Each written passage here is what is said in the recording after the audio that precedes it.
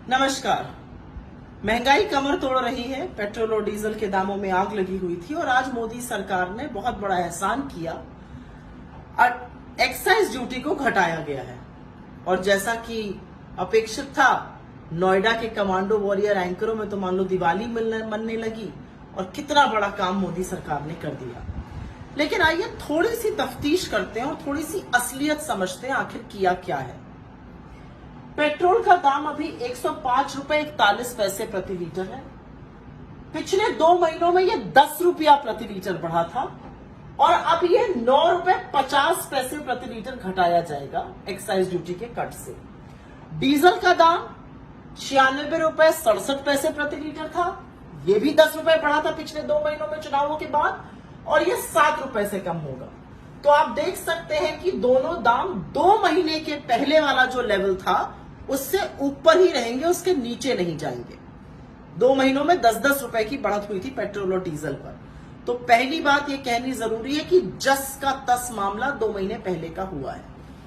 अब आइए बात करते हैं कि 2014 में जब यूपीए की सरकार थी तो पेट्रोल पर एक्साइज ड्यूटी लगती थी 9 रुपए 48 पैसा और डीजल पर लगती थी 3 रुपए 56 पैसा। ये एक्साइज बढ़ाकर मोदी सरकार 27 रुपए 90 पैसे प्रति लीटर पर ले गई पेट्रोल के लिए और 21 रुपए 80 पैसे पर लीटर ले गई डीजल के लिए। आज की घटाने के बाद 19 रुपए 90 पैसे प्रति लीटर एक्साइज पेट्रोल की रहेगी और 15 रुपए 80 पैसे 28 प्रति लीटर डीजल की रहेगी। 1990 कंपेयर करिए 948 से और 1580 कंपेयर करिए 356 से।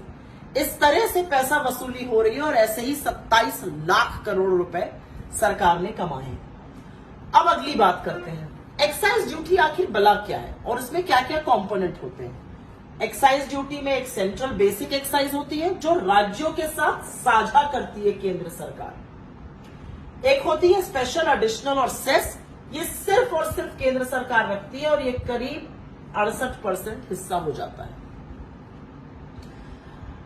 कम क्या हुआ है आज कम हुआ है सेंट्रल बेसिक एक्साइज, मतलब जो राज्यों के साथ साझा होनी थी वही कम हुई है।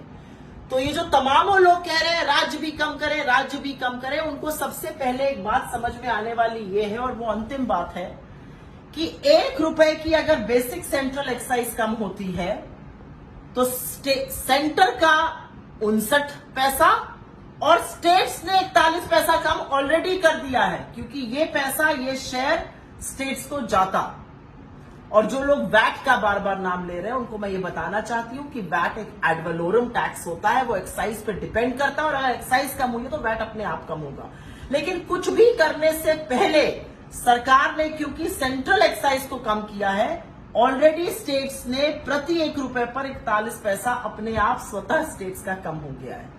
तो इस मायाजाल को समझने की इसलिए जरूरत है क्योंकि ये लोग ये नहीं बताएंगे कि पेट्रोल और डीजल के दामों में आग क्यों लगी। ये कहेंगे वैश्विक दिक्कतें हैं। ये दाम क्रूड ऑयल के $20 प्रति बैरल पर भी आए थे, तब भी रियायत नहीं दी गई थी। आज भी ये आधी अधूरी सहायता है और पता नहीं कितना वक्त लगेगा फिर से ये 9.5 रुपए और 7 रुपए बढ़ जाने में, क्योंकि मात्र 2 महीने के अंतर ये सब बढ़ गया था चुनावों के बाद। तो आंकड़ों को समझिए, दिमाग को खोलिए और सवाल पूछिए, क्योंकि ये पैसे सरकार के नहीं है, ये पैसे आपसे ही लूटकर आपको ही वापस थोड़े कम रूप में दिए जा रहे हैं और वाहवाही लूटी जा रही है।